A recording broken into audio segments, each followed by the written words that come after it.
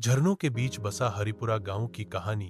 हरिपुरा गांव घने जंगल के किनारे बसा एक छोटा सा गांव था।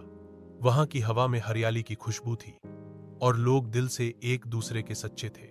धोजा गांव का सबसे खास इंसान था।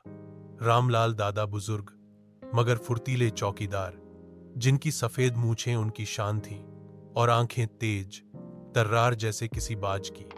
उनकी चौकी चौक के बाहर गांव के सबसे आखिरी घर के पास थी, जहां से जंगल शुरू होता था।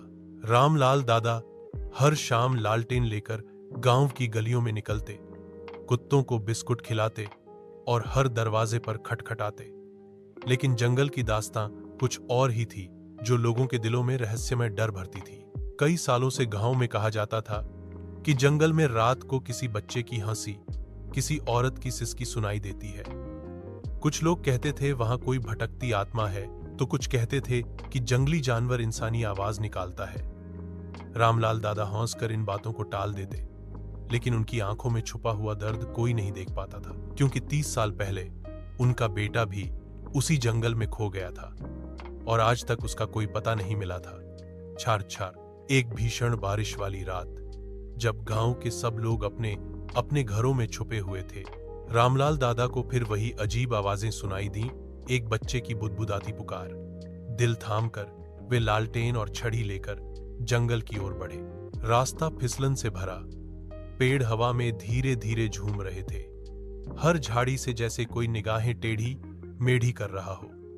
पर रामलाल दादा डटे रहे। अचानक एक पुराने पेड़ के नीचे उन्होंने एक हल्की रोशनी देखी।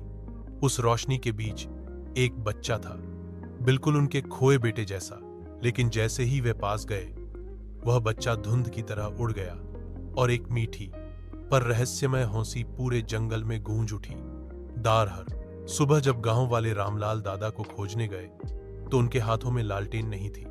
वह पेड़ के नीचे पड़ा मिला और पास में मिट्टी पर लिखा था, मैं अपने बेटे के पास हूं, डरने की कोई बात नहीं। उस दिन के बाद रामलाल दादा को गांव में कोई नहीं देख पाया, पर आज भी हर रात चौकी पर उनकी लालटेन जलती रहती है।